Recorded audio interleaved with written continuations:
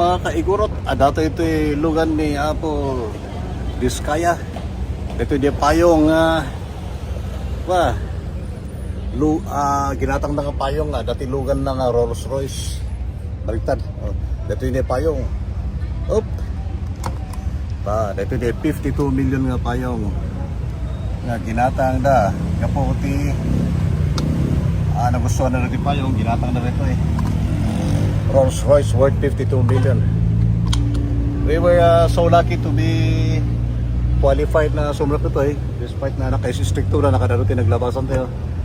But in honor the most piman dito yung igurot nga sumrap kumay tayo kitain na ito yung Luganda nga worth 52 million.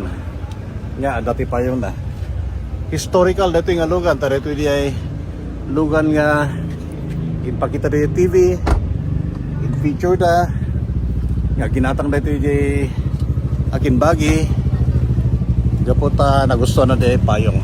So this is the Rolls Royce Cullinan 2022